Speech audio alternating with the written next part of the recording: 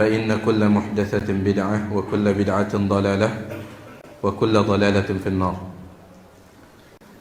Para jemaah sekalian yang saya hormati, alhamdulillah malam hari ini kita dikumpulkan kembali oleh Allah Subhanahu wa taala dalam rangka talabul ilmi, dan insyaallah malam hari ini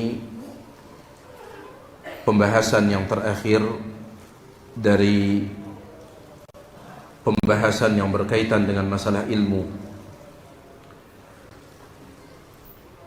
Meskipun ya kitab Tadhkiratus Sami', kitab yang cukup tebal ya, tapi saya pribadi melihat apa yang kita inginkan dari adab-adab ilmu sudah kita sampaikan insyaallah.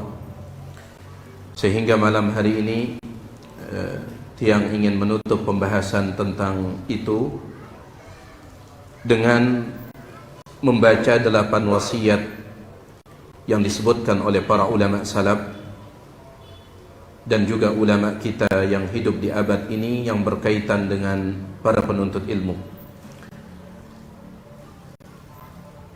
8 wasiat ini sebenarnya merupakan ringkasan dari semua yang telah kita sampaikan ya. Dan sebagaimana judul risalah ini adalah Ba'du wasayas salaf wal ulama'ir rabbaniyin li tullabil ilmi din, sebagian wasiat dari ulama salaf dan ulama-ulama rabbaniyin di abad ini kepada para penuntut ilmu agama. Maka risalah ini isinya hanya tentang ucapan mereka, ucapan para ulama, tidak dibawakan dalil di sini karena ini hanyalah wasiat. Wasiat yang pertama, sekali lagi ini ringkasan dari apa yang telah kita sampaikan.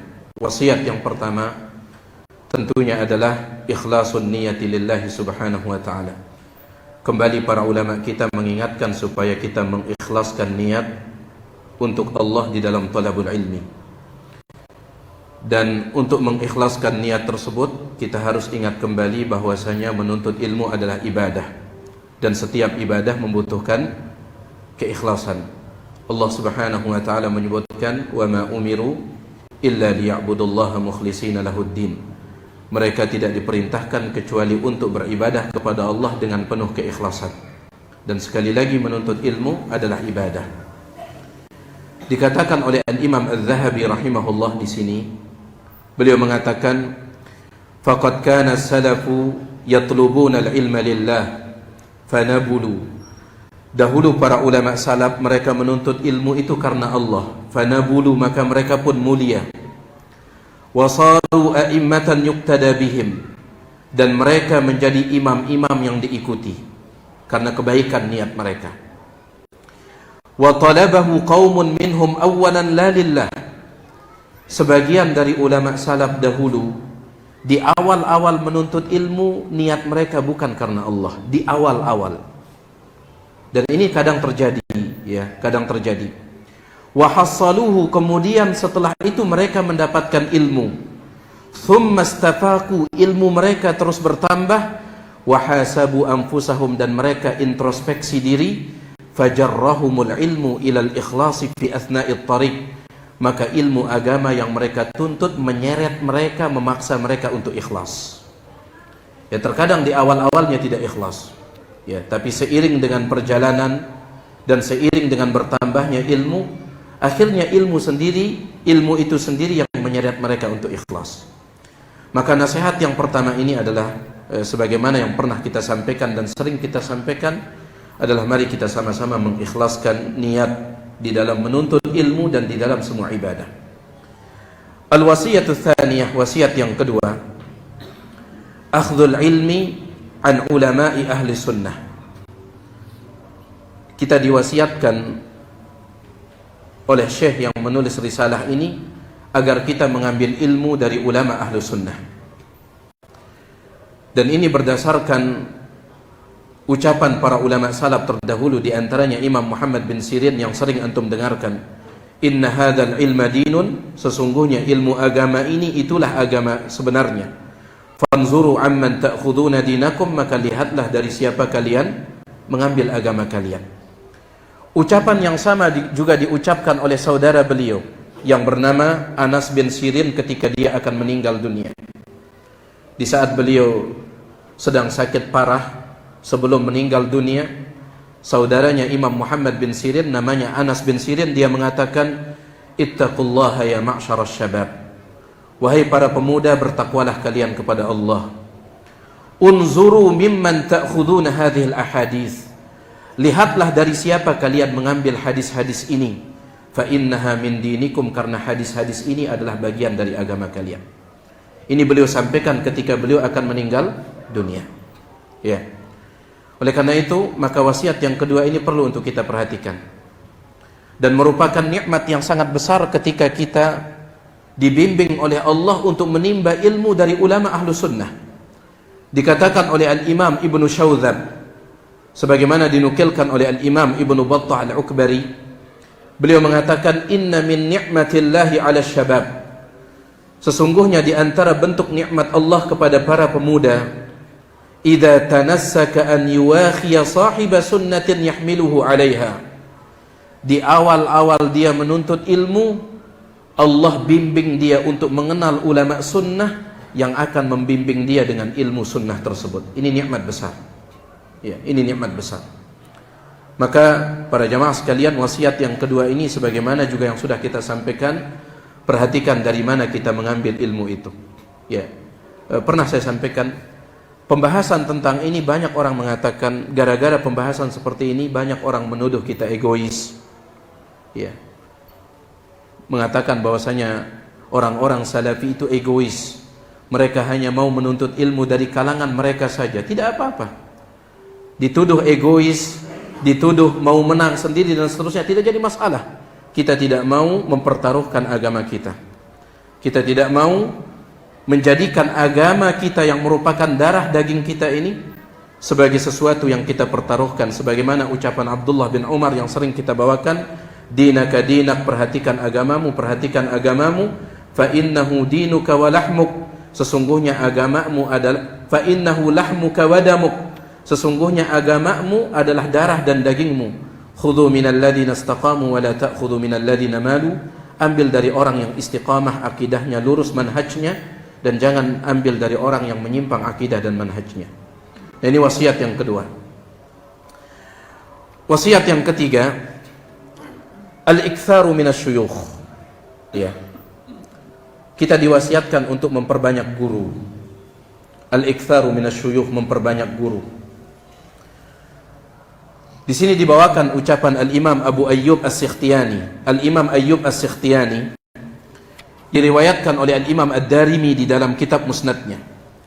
Al-Imam Ayyub As-Sikhtiyani mengatakan, "Idza aradta an ta'rifa khata'a muallimik," apabila engkau ingin mengetahui kesalahan gurumu, kekurangan gurumu, fajalis ghairahu, maka duduklah bersama guru yang lain.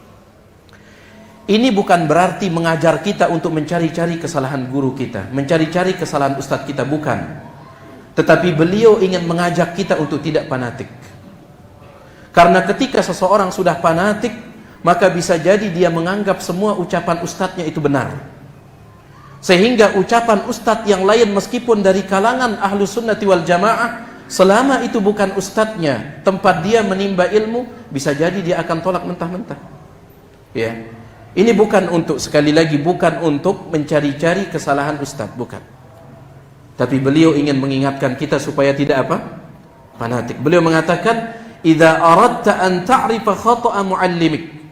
Kalau engkau ingin mengetahui di mana kekurangan gurumu, fajalis ghairahu. Coba duduk dengan guru yang lain.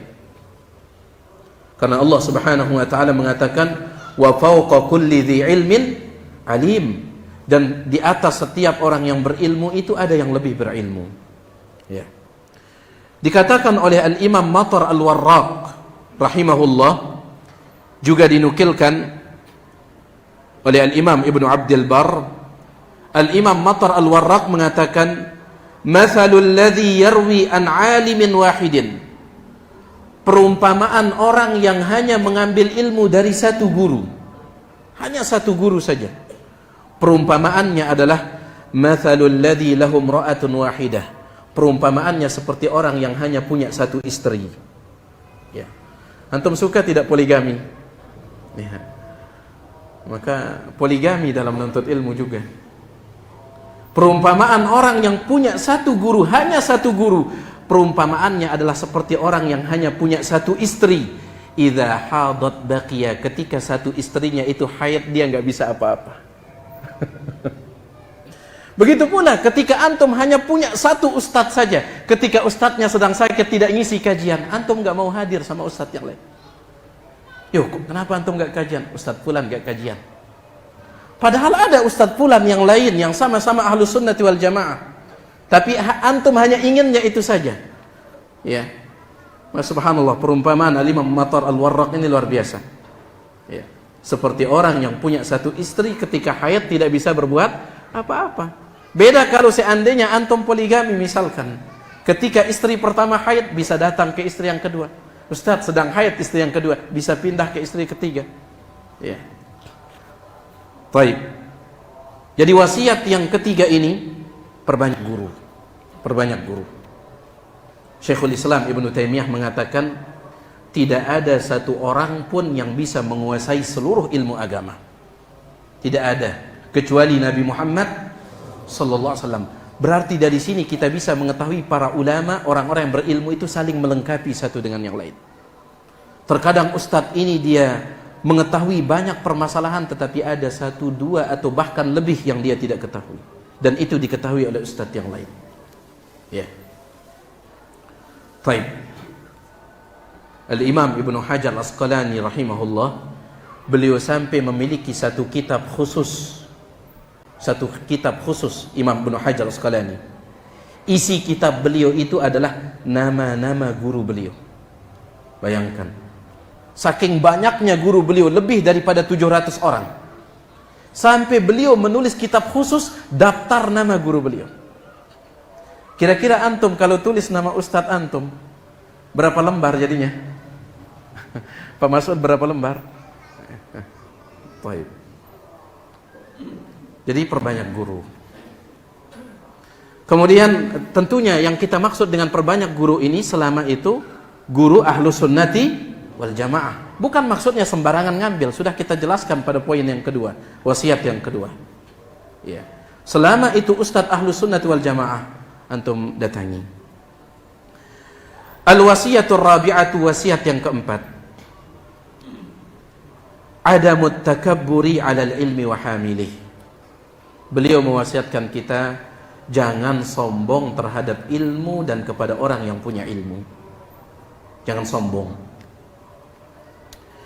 Imam Mujahid rahimahullah pernah mengatakan sebagaimana yang sering kita sampaikan, la yata'allamul ilma mustahyin wala mustakbir. Tidak akan bisa mendapatkan ilmu dengan sempurna orang yang pemalu dan orang yang sombong. Ya, pemalu tidak akan bisa mendapatkan ilmu dengan sempurna, begitu pula dengan orang yang sombong. Al-Imam Al-Ghazali rahimahullah di dalam kitab beliau Ihya Ulumuddin, beliau mengatakan, ini ucapan beliau penting untuk direnungkan. Beliau mengatakan, la yanbaghi li talibil ilmi an yatakabbara 'ala al-muallim. Tidak patut bagi seorang penuntut ilmu untuk menyombongkan diri kepada orang yang berilmu, pada para guru, para ustadz. Kita para penuntut ilmu enggak patut untuk sombong. Wa min takabburihi 'alal muallim, dan di antara bentuk kesombongan seorang penuntut ilmu, an yastankifa 'anil istifadati illa minal marmukin al-masyhurin. Dia tidak mau menuntut ilmu kecuali dari ustadz-ustadz yang populer. Ya, ustadz-ustadz yang populer. Ustadz-ustadz yang terkenal. Yang kita maksud terkenal di sini bukan terkenal ilmunya, tetapi terkenal popularitasnya. Kalau terkenal ilmunya, memang ini kita butuhkan. Kita harus mengambil ilmu dari orang yang memang dikenal ilmunya. Dikenal ilmunya, dari mana dia menuntut ilmu dulu. Harus jelas. Kalau memang seperti ini, maka itu memang seharusnya. Tetapi yang dimaksud oleh Imam Ghazali di sini, dia hanya mau mengambil ilmu dari orang-orang yang masyhur, yang popularitasnya itu luar biasa. Ya. Makanya Ustadz kita, Ustadz Abdul Hakim bin Amir Abdad hafizahullah, beliau mengatakan, Kalau di zaman dulu seseorang itu sebelum dia mengisi kajian, maka dia harus mendapatkan rekomendasi dari ulama-ulama yang ada di zaman itu. Sampai Imam Malik mengatakan, tidaklah saya berfatwa, kata Imam Malik, kecuali setelah 70 ulama memberikan rekomendasi kepada saya. Itu kata Imam Malik, gurunya Imam Syafi'i. Saya tidak berfatwa kecuali setelah 70 ulama memberikan rekomendasi kepada saya. Kemudian Ustadz kita, Ustadz Abdul Hakim bin Amir Abdad mengatakan, adapun di zaman ini seseorang itu ya dia direkomendasi hanya karena videonya di YouTube gitu. Itu yang dimaksud oleh Imam Ghazali di sini. Ya. Orang sekarang subhanallah, ada tidak video beliau di YouTube? Itu yang ditanyakan. Jadi ini bentuk kesombongan kalau kita hanya mengambil ilmu dari orang-orang yang popularitasnya masyhur, bukan keilmuannya. Kalau keilmuannya masyhur, memang itu seharusnya. Itu seharusnya. Kata Imam Ghazali, wa huwa ainul hamaqah, itu merupakan inti kebodohan. Ketika kita hanya mau mengambil dari yang populer-populer saja. Itu inti kebodohan. Fa innal ilma sababun najati was sa'adah. Karena ilmu merupakan sumber keselamatan dan kebahagiaan. Lalu beliau membuat permisalan, wa man yatlubu mahraman min sab'in darrin yaftarisuhu lam yufarriq baina an yurshidahu ila al-harabi mashhurun aw khamil. Ketika seseorang dikejar oleh binatang buas, ada orang dikejar oleh binatang buas, maka orang tersebut untuk menyelamatkan dirinya, dia tidak akan membedakan siapa yang memberitahukan kepadanya jalan keselamatan dari binatang buas itu. Apakah orang tersebut orang terkenal atau tidak terkenal? Antum dikejar sama harimau misalkan. Kira-kira antum hanya lari kalau yang ngasih tahu antum orang terkenal atau meskipun tidak terkenal? Meskipun tidak terkenal. Iya. Kalau seandainya antum hanya menunggu, saya nggak mau kabur meskipun harimau ini mengejar saya, sampai ada orang terkenal yang ngasih tahu saya, ini loh jalannya. Tidak seperti itu kata Imam Ghazali.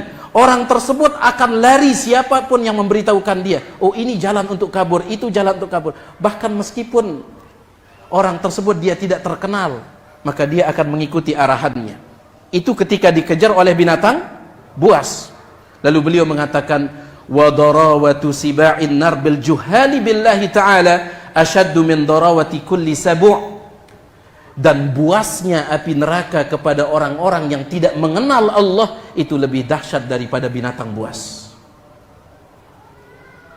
Jadi jangan hanya kepada ya yang populer-populer saja. Selama itu Ustadz Ahlus Sunnati wal Jamaah yang diketahui keilmuannya, meskipun beliau jarang tersorot kamera, maka silahkan ambil ilmu darinya. Ya. Bahkan ada sebagian ulama kita sampai saat ini mereka tidak pernah tersorot kamera, ada. Karena memang mereka tidak mau. Di antaranya Syekh Abdul Karim Al-Khudair. Syekh Abdul Karim Al-Khudair hafizahullah taala. Alim yang sangat luar biasa. Antum cari video beliau di YouTube nggak ketemu. Karena memang beliau berpendapat bahwasanya tidak boleh seseorang itu direkam. Direkam dengan foto atau direkam dengan video. Beliau berpendapat seperti itu. Beliau berpegang teguh dengan pendapat itu. Makanya antum cari video beliau di YouTube nggak ketemu. Kira-kira antum mau tidak ngambil ilmu dari beliau? Syekh besar, ulama besar, Syekh Abdul Karim Al-Khudair. Ya. Beliau sepertinya dari segi usia mendekati Syekh Saleh Fauzan. Begitu pula insyaallah dari segi ilmu luar biasa, keilmuan beliau luar biasa, menjadi rujukan di zaman kita ini. Tapi antum cari video beliau sekali lagi nggak ada. Ya, nggak ada. Baik. Lebih banyak video kita yang nggak tahu apa-apa. Ya, lebih banyak video ibu-ibu yang jadi konten kreator, banyak daripada beliau nggak ada. Tapi subhanallah keilmuan beliau luar biasa. Ya. Jadi maksud saya, Ini wasiat dari para ulama kita, jangan hanya mengambil ilmu dari orang yang populer saja. Ya. Kalau yang dimaksud dengan terkenal ilmunya, sekali lagi itu memang harus terkenal ilmunya. Ya.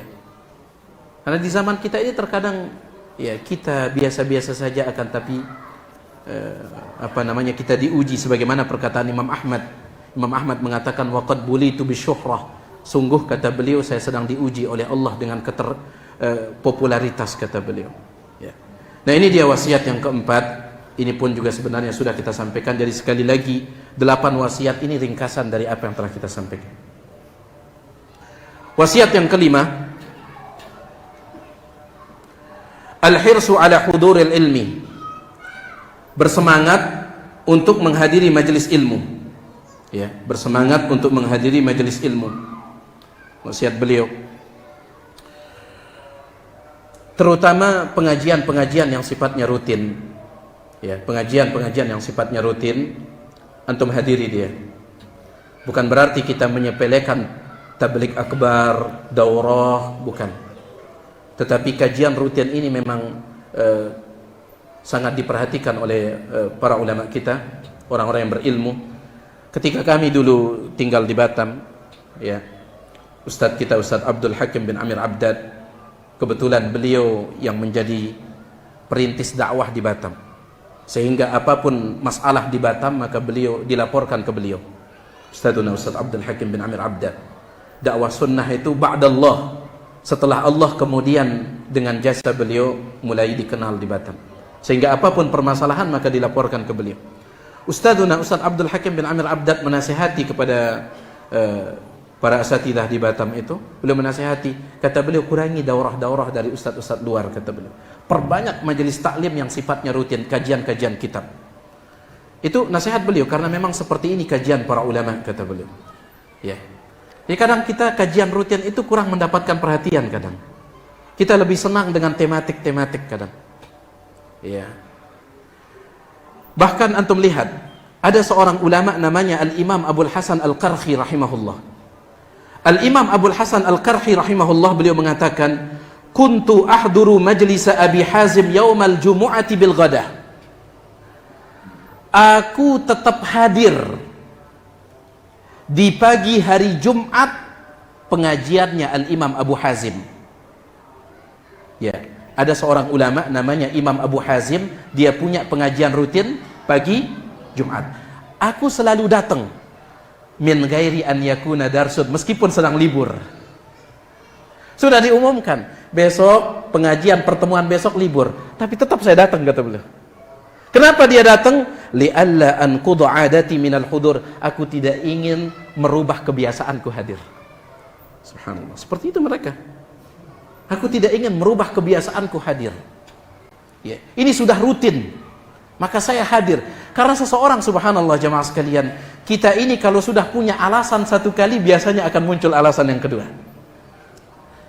Kayaknya sekarang ini pertemuan ini saya nggak hadir, ada ini.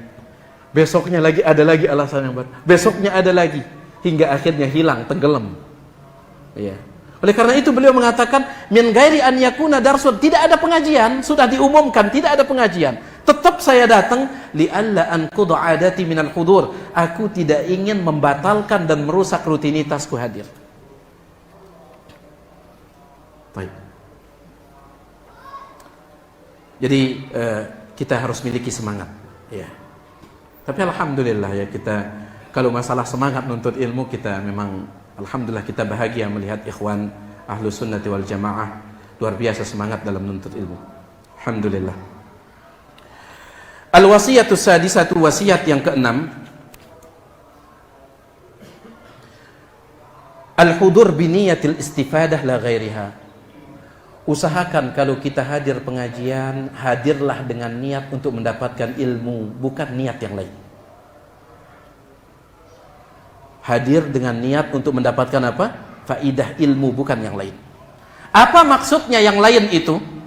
Qala Ibnu Hazm Al-Andalusi rahimahullah. Berkata Imam Ibnu Hazm Al-Andalusi rahimahullah di dalam kitab beliau Al-Akhlaq wa Siyar, beliau mengatakan, "Idza hadarta majlisa ilmin apabila engkau menghadiri majelis ilmu, fala yakun huduruka illa hudura mustazidin ilman wa ajra.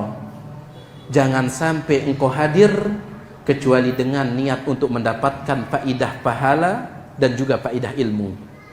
Faidah pahala dan faidah apa? Ilmu. La hudura mustaghniyan bima indak. Jangan hadir dengan niat, yang penting saya hadir. Apa yang disampaikan oleh ustadz itu saya sudah tahu, misalkan. Jangan. Taliban athratan tusyi'uha, apalagi dengan niat untuk mencari kesalahan ustadz untuk kita sebarkan nanti. Jangan. Iya. Iya. Au gharibatan tusanni'uha, atau kita hadir untuk mendengarkan pendapat baru dari ustadz tersebut yang nanti kita akan share. Pendapat baru yang tidak pernah kita dengar dari yang lain, kemudian kita share supaya ustadz itu dianggap aneh. Kok tumben ada ustadz berpendapat seperti ini? Kata beliau, kalau seandainya antum hadir dengan niatan-niatan seperti ini, niatnya untuk mencari kesalahan ustadz, niatnya untuk mencari hal-hal yang aneh dari ustadz itu untuk disebarluaskan, kata beliau, fajulusuka fi manzilika arwah li badanik, dudukmu di rumahmu itu lebih baik bagi tubuhmu.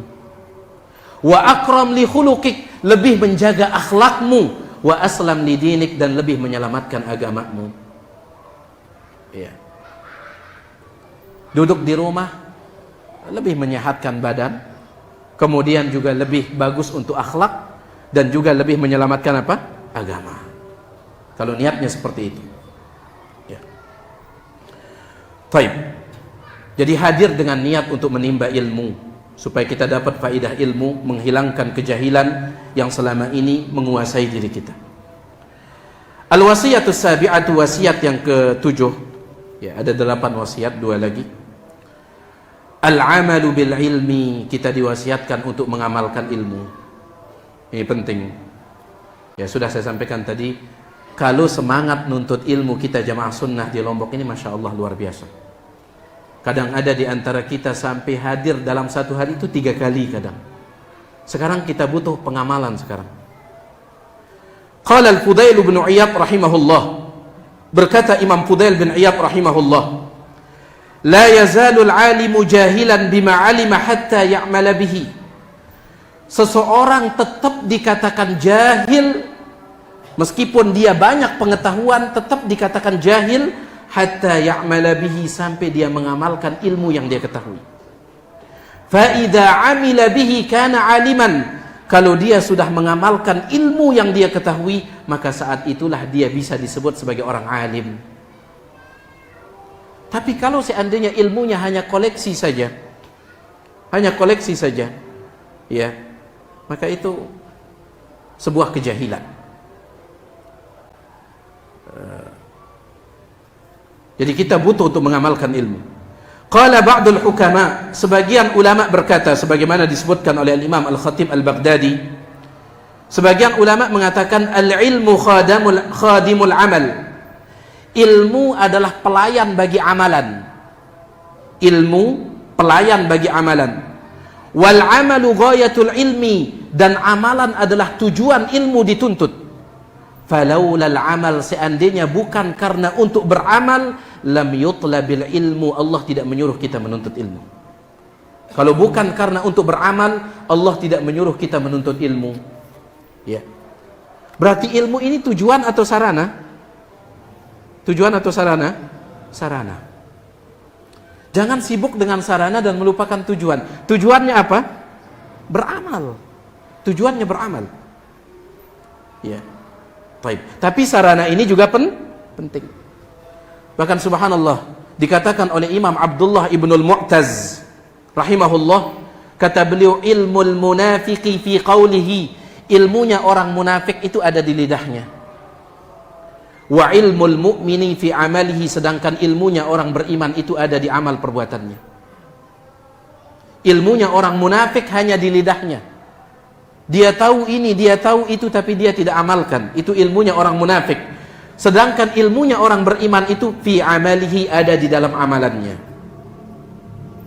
Maka mari jamaah sekalian, kita amalkan ilmu yang telah kita ketahui. Ya, rata-rata kita sudah tahu hukum riba. Apa hukum riba? Haram. Bahkan dikatakan oleh Al-Imam Al-Mardawi rahimahullah, riba diharamkan di dalam semua syariat. Tidak ada satu syariat pun yang menghalalkan riba. Sampai dalam syariat Yahudi terdahulu, riba itu haram. Karena Allah berfirman, wa akhdhihimur riba wa qad nuhu an. Mereka orang Yahudi mengambil riba, melakukan riba, wa qad nuhu anhu, padahal mereka dilarang. Tapi pertanyaannya, masih ada tidak yang melakukan riba? Masih ada. Iya.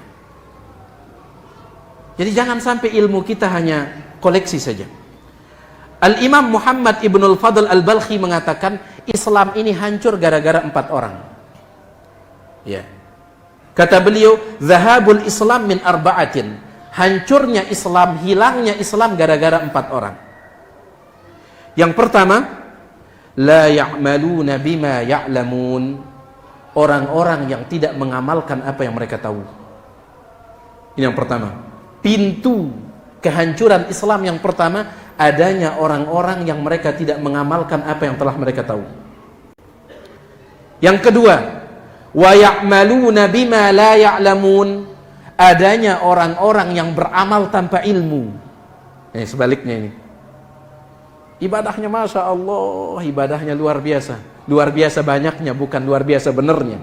Luar biasa banyaknya. Tapi ibadahnya tidak dibangun di atas ilmu. Ini yang kedua. Yang ketiga, wala yata'allamuna ma la ya'lamun. Adanya orang-orang yang tidak mau belajar padahal mereka tidak tahu. Gak mau belajar. Ya. Padahal mereka tidak punya ilmu tapi malas belajar. Sedangkan pintu yang keempat, wa yamna'una an-nasa minal ilmi. Adanya orang-orang yang menghalangi orang dari pengajian. Ini pintu kehancuran Islam yang keempat. Ada pengajian tauhid, pengajian tentang sunnah, dibubarkan. Ini pintu kehancuran Islam. Berapa pintu kehancuran Islam? 4. Yang pertama, orang-orang yang tidak mengamalkan apa yang mereka tahu. Yang kedua, orang-orang yang beramal tanpa ilmu. Yang ketiga, orang-orang yang tidak mau belajar padahal mereka tidak tahu. Yang keempat, orang-orang yang mereka menghalangi manusia dari ilmu. Kalau bahasanya Al-Imam Ibnul Jauzi di dalam kitab Talbis Iblis, beliau mengatakan, haula'i a'wanu iblis, kata beliau. Mereka yang suka menghalangi manusia dari pengajian, mereka adalah tentara-tentaranya iblis, kata beliau. Ya, ini bahasanya Imam Ibnul Jauzi dalam kitab beliau Talbis Iblis. Ya. Baik. Jadi mari kita berusaha menjalankan wasiat yang ketujuh, mengamalkan ilmu yang telah kita ketahui. Al-wasiyatu tsaminah, wasiat yang terakhir yang ke-8 untuk kita semua, rahabatus sadri fi masailil khilaf. Beliau mewasiatkan kepada kita untuk memiliki dada yang lapang dalam permasalahan-permasalahan yang diperselisihkan oleh para ulama. Miliki dada yang lapang. Ya. Miliki dada yang lapang dalam permasalahan yang diperselisihkan oleh para ulama yang mereka masing-masing punya dalil dalam masalah itu. Di sini beliau membawakan ucapan Imam Ibn Utsaimin. Qala Ibn Utsaimin rahimahullah, berkata Imam Ibn Utsaimin, kata beliau, an yakuna sadruhu rahban fi mawatinil khilaf alladhi masdaruhu al-ijtihad. Hendaklah seorang penuntut ilmu dadanya itu rahban, luas, lapang dalam masalah-masalah yang memang diperselisihkan. Lianna masailal khilaf bainal ulama, karena masalah yang diperselisihkan oleh para ulama itu ada 2 jenis. Masalah yang diperselisihkan oleh ulama 2 jenis. Yang pertama, imma an takuna mimma la majala lil ijtihadi fihi wa yakunu al-amru fiha wadihan, fahadhihi la yu'dharu ahadun bi mukhalafatiha. Kalau masalahnya itu sudah jelas, ya, dalilnya jelas, kemudian ada yang menyelisihinya, maka penyelisihan orang tersebut tidak dianggap. Kalau dalilnya jelas, Ya, kalau dalilnya jelas. Contoh masalah-masalah akidah. Masalah-masalah akidah. Yang kedua, wa imma an takuna mimma lijtihadi fiha majal. Atau masalah tersebut memang boleh ijtihad di dalamnya. Karena dalil yang mungkin tidak jelas. Sehingga para ulama ijtihad, fahadhihi yu'dharu fiha man khalafaha. Maka permasalahan seperti ini diberikan uzur orang yang tidak sependapat dengan antum. Diberikan uzur. Maka di sini lapangkan dada kita. Contoh misalkan masalah-masalah fikih, ya, lapangkan dada kita. Ya, jangan mudah untuk saling menjatuhkan. Boleh bagi antum untuk menjelaskan ini loh pendapat yang terkuat, akan tetapi tetap menjaga persatuan hati. Kemudian di sini juga beliau membawakan ucapan Syekhul Islam Ibnu Taimiyah dalam Majmu' Fatawa. Kata Ibnu Taimiyah, "Kana salafu yatanazaruna fil mas'alati munazarata musyawaratin wa munasahatin." Dahulu para salaf mereka juga berdebat. Tetapi debat mereka itu lebih kepada musyawarah dan saling menasihati. Ya. Kalau dulu para ulama salaf ketika mereka berdebat, antum kalau melihat mereka berdebat seolah-olah mereka sedang musyawarah. Seolah-olah mereka sedang saling menasihati. Wa rubbama ikhtalafa qawluhum fil mas'alati al-ilmiyyati wal 'amaliyati ma'a baqa'il ulfati wal ismati wa ukhuwatid din. Terkadang pendapat mereka tetap tidak sepakat. Tetapi ma'a baqa'il ulfah. Hanya saja persatuan mereka tetap terjaga, wal ismati wa ukhuwatid din, begitu pula persaudaraan di dalam agama juga terjaga. Ya, makanya diistilahkan oleh Syekh Masyhur bin Hasan Salman, beliau mengatakan khilafnya para ulama itu adalah khilaful uqul, khilaf perbedaan secara ilmiah. Sedangkan kita di zaman ini, kata beliau, perbedaan kita adalah khilaful qulub, perbedaan hati, kata beliau. Sedikit saja perbedaan langsung masuk ke dalam hati, nggak tegur sapa. Nggak tegur sapa. Bisa jadi perbedaannya tidak ada kaitannya dengan agama, bisa jadi gara-gara ya, beda pilihan misalkan, nggak tegur sapa, bisa jadi. Ya. Baik, nggak ada kaitannya dengan agama. Perlu wasiat yang ke-8 ini juga perlu kita perhatikan, yaitu mari kita memiliki dada yang lapang. Itu dia jemaah sekalian 8 wasiat untuk menutup pembahasan kita tentang adab-adab yang berkaitan dengan ilmu. Saya ulangi, yang pertama kita diwasiatkan untuk apa? Ikhlas. Ya. Yang kedua kita diwasiatkan untuk selektif dalam memilih guru. Kita ambil dari orang-orang yang berada di atas akidah Ahlussunnah wal Jamaah. Wasiat yang ketiga memperbanyak guru. Yang kita maksud dengan memperbanyak guru Ahlussunnah wal Jamaah. Ya. Meskipun kita dianggap egois gara-gara pembahasan seperti ini, nggak jadi masalah. Kita tidak mau sekali lagi mempertaruhkan agama kita. Wasiat yang keempat, jangan sombong. Ya, di dalam menuntut ilmu, dan di antara bentuk kesombongan hanya mau menuntut ilmu dari yang populer saja. Kalau populer ilmunya, terkenal ilmunya, itu memang harus. Tetapi ini yang populer namanya saja. Ya. Baik. Yang kelima, berusaha untuk semangat dalam menghadiri majelis ilmu. Semangat dalam menghadiri majelis ilmu. Yang keenam, kalau kita hadir di pengajian, hadirlah dengan niat untuk mendapatkan faedah ilmu. Jangan dengan niat untuk mencari kesalahan guru. Ya. Kemudian wasiat yang ke-7, mari kita sama-sama berusaha mengamalkan ilmu yang telah kita dapatkan. Dan wasiat yang ke-8, kita diwasiatkan untuk memiliki dada yang lapang, terutama dalam masalah khilaf yang memang ulama kita berselisih di dalam masalah itu dan mereka sama-sama punya dalil. Itu dia para jemaah sekalian, ya, secara singkat 8 wasiat yang kita ambil dari risalah yang ditulis oleh sebagian masyayikh kita. Mudah-mudahan yang sedikit ini bermanfaat. Adapun untuk pengajian kita selanjutnya, insyaallah Tiang sudah minta izin kepada salah seorang pengurus untuk nanti kita akan membahas salah satu buku yang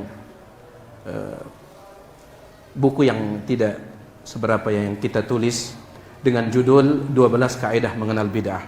Ya. Insyaallah ini kita akan bahas nanti 12 kaidah mengenal bid'ah. Semoga buku yang kita tulis ini ada manfaatnya bagi saya pribadi serta bagi antum sekalian nantinya. Ya, wallahu taala a'la wa a'lam.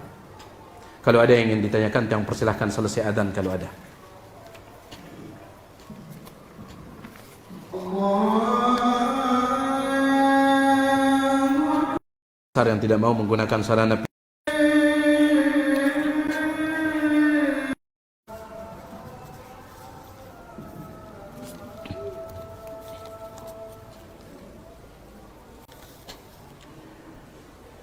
di sini ada pertanyaan yang bisa kita jawab, yang tidak bisa nanti antum tanyakan sama Ustadz yang lain. Apakah memang ada khilaf terhadap dakwah yang menggunakan sarana video sehingga ulama besar yang tidak mau menggunakan sarana video, sehingga ada ulama besar yang tidak mau menggunakan sarana video, dan seringkali kita dengar seorang ustadz yang tidak menggunakan sarana video mentahzir ustadz yang menggunakan sarana video. Ya, ada khilaf masalah ini, ada khilaf. Ya, ada khilaf di kalangan para ulama kita tentang masalah ini. Ya, wallahu alam. Kita saling menghormati. Ya, jangan sampai hal seperti ini dijadikan sebagai bahan tahdiran. Syekh Abdul Karim Al-Khudair, beliau tidak mau divideokan, tapi Syekh Saleh Al-Fauzan, ya, banyak video beliau, dan tidak ada ceritanya Syekh Abdul Karim mentahdir beliau. Ada ceritanya.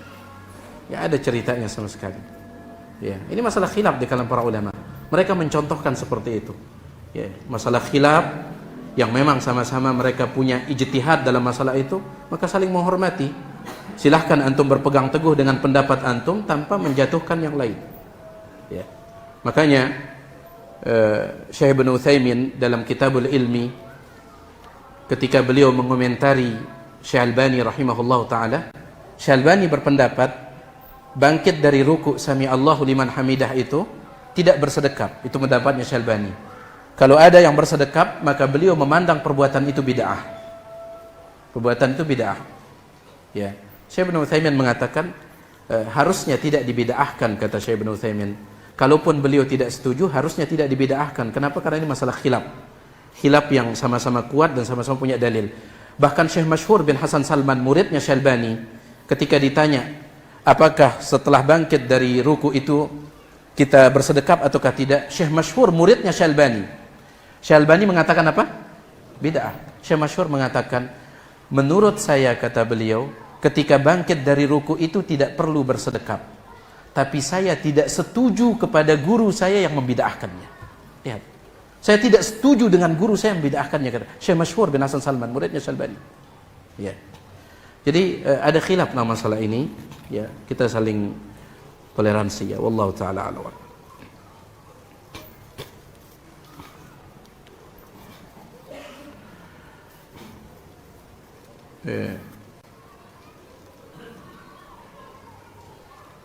Gimana hukum nikah perempuan yang hamil duluan tapi hamilnya baru 1 bulan, dan kalau lahir anaknya perempuan, apakah bapaknya sah jadi walinya? Ini ditanyakan kepada kantor urusan agama yang seperti ini. Ya, ditanyakan di kantor urusan agama apa yang difatwakan di sana, maka karena permasalahan seperti ini tidak bisa ini kan ada salah seorang ustadz pernah ditanya tentang masalah seperti ini. Ya, saya ingat sekali saat itu beliau ngisi kajian di Markaz Fauzan Al-Fauzan, ya, di baginya kebetulan ustadz kita ini dari Kalimantan. Maka beliau mengatakan, kalau saya katakan boleh, akan banyak yang berzina, kata beliau. Akan digampangkan masalah ini. Zina, setelah itu nikah. Zina, setelah itu. Jadi, kembalikan kepada kantor urusan agama. Allah Ta'ala ala wa'ala.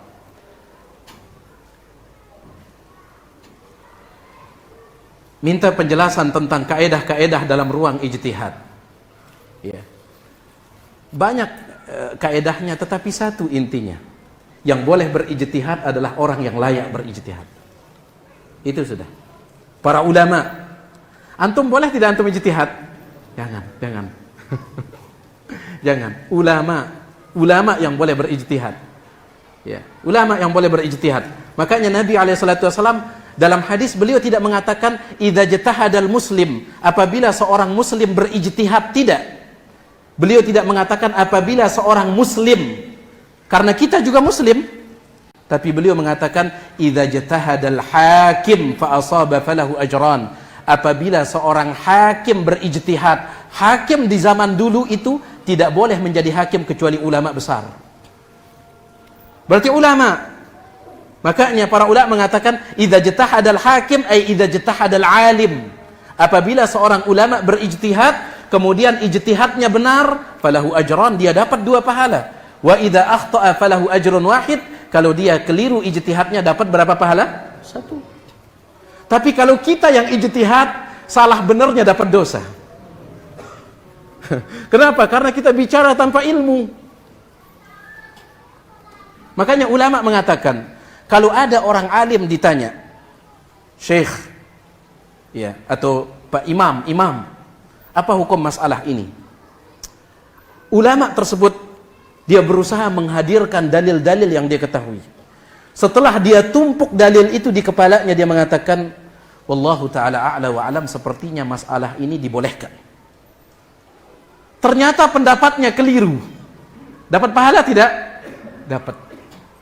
Tapi kalau kita ditanya, misalkan kita ditanya, kita tidak tahu apa-apa, ditanya, kira-kira masalah ini apa hukumnya? Kayaknya boleh-boleh saja. Dan ternyata betul boleh. Antum sekedar nebak, kayaknya boleh-boleh. Dan ternyata betul boleh. Ulama mengatakan berdosa. Kenapa? Karena dia berdosanya bukan dari segi jawabannya yang ternyata betul, bukan. Tetapi dari segi dia berbicara tanpa ilmu. Itu sudah kaedah yang paling besar dalam ijtihad itu. Harus ahlinya, ulama. Ya. Harus ahlinya. Wallahu a'lam.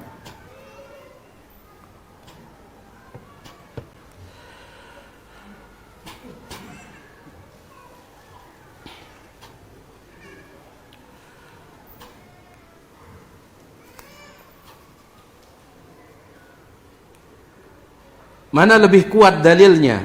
Saat salat di rakaat ganjil, apakah langsung berdiri dari sujud ataukah duduk istirahat dulu? Karena saya pernah mendengar dari Ustadz Sunnah juga, kalau Rasulullah SAW hanya duduk istirahat saat beliau sudah tua atau ada uzur. Nah, ini juga contoh kasus yang ada khilaf, ya. Yang antum diminta untuk toleransi. Ini contohnya, ya. Ini contohnya. Sebagian ulama mengatakan duduk istirahat itu sunnah secara mutlak. Dan ini mazhab Syafi'i. Sebagian ulama mengatakan duduk istirahat itu tidak disunnahkan secara mutlak. Pendapat yang ketiga, sebagian ulama berpendapat duduk istirahat disunnahkan, dibolehkan bagi mereka yang uzur seperti tua, seperti yang antum sebutkan. Ini pendapatnya Syekh Ibnu Utsaimin. Ya. Wallahu alam, pendapat yang terkuat sebagaimana disebutkan oleh Syalbani, wallahu alam, bahwasanya duduk istirahat disunnahkan secara mutlak. Dan itu dia pendapat yang dikuatkan oleh Ustadzun Al-Fadil, Ustadz Dr. Firanda di dalam buku beliau tentang fikih lengkap tentang sholat itu. Beliau menguatkan pendapat yang mengatakan itu sunnah secara mutlak.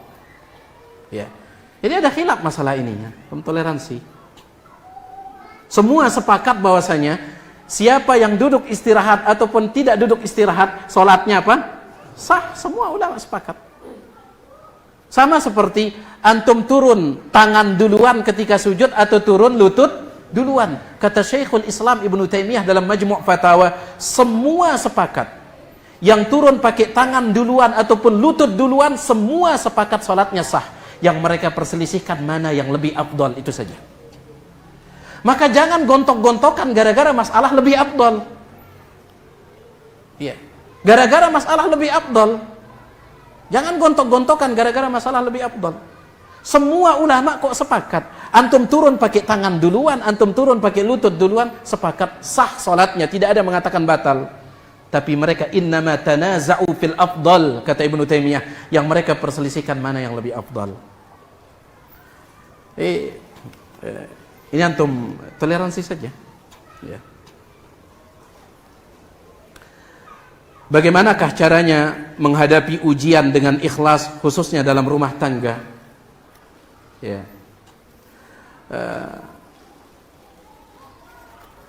Yang pertama, kita harus ingat kembali bahwasanya Allah mencintai orang-orang yang ikhlas. Itu yang pertama. Allah mencintai orang-orang yang ikhlas. Ya. Kemudian yang kedua, yakinilah bahwasanya pertolongan Allah akan turunkan kepada orang-orang yang ikhlas. Pertolongan Allah. Orang-orang yang ikhlas, Allah Subhanahu wa taala akan tolong mereka. Ya. Allah tolong dalam segala hal. Misalkan juga ditolong untuk lepas dari dosa dan maksiat. Makanya ketika Nabi Yusuf digoda oleh istri menteri pada saat itu, yang sangat cantik jelita dalam riwayat, cantik sekali. Kemudian pintu rumah dikunci, dan di dalam rumah itu yang ada adalah wanita tersebut dan Nabi Yusuf. Saking cantiknya wanita tersebut, sampai fitrah manusianya Nabi Yusuf itu keluar. Apa fitrah laki-laki ketika melihat wanita cantik? Tertarik. Ini bukan mengurangi kemuliaan Nabi Yusuf, tetapi menunjukkan beliau tetap manusia. Allah sebutkan dalam Al-Quran, walaqad hamma biha walaqad hammat bihi wa hamma biha. Sungguh wanita itu tertarik kepada Nabi Yusuf dan Nabi Yusuf tertarik kepadanya. Tapi Allah segera memalingkan Nabi Yusuf dari maksiat tersebut. Kemudian Allah tutup ayat itu dengan mengatakan, innahu min ibadinal mukhlasin. Dalam bacaan yang lain, innahu min ibadinal mukhlisin. Sesungguhnya Yusuf di antara hamba kami yang ikhlas. Maka Syekhuna Syekh Ibrahim bin Amir Ar-Ruhaili ketika beliau menjelaskan ayat ini, beliau mengatakan bahwasanya orang yang ikhlas Allah akan tolong dia, Allah akan selamatkan dia dari semua masalah. Ya. Dari semua masalah. Hadirkan itu. Ya.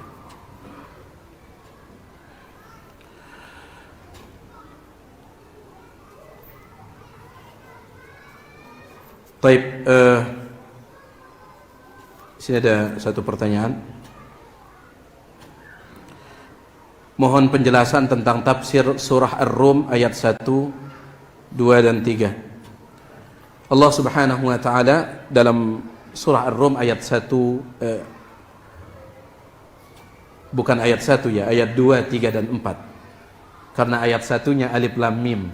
Ya. Itu tidak perlu ditafsirkan. Alif lam mim tidak perlu ditafsirkan.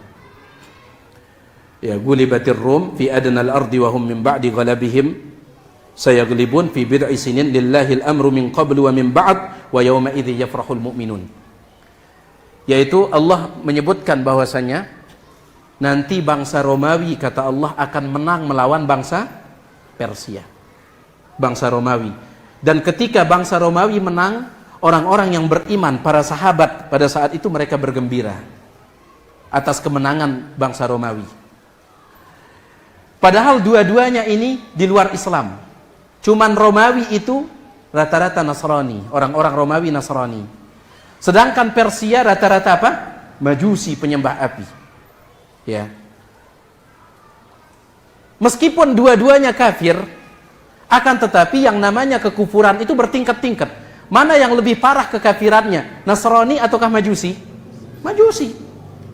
Ya, Majusi. Minimal Nasrani mereka punya kitab. Minimal agama Nasrani pernah diturunkan oleh Allah Subhanahu wa taala meskipun dirubah oleh pemeluknya. Tapi Majusi tidak pernah Allah turunkan. Ya. Maka ini dalil yang dibawakan oleh sebagian ulama kita di zaman ini. Ketika ada yang mengkritik habis-habisan orang-orang yang berjihad di Palestina melawan Zionis Yahudi.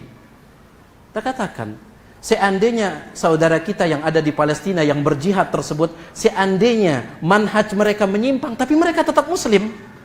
Dan yang dilawan orang di luar Islam. Harusnya kita bergembira melihat mereka misalkan mendapatkan kemenangan. Harusnya bergembira.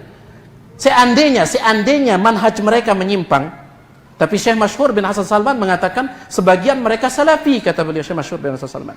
Sebagian mereka salafi, sebagian mereka memang ada penyimpangannya, tapi tidak 100% semuanya menyimpang, tidak.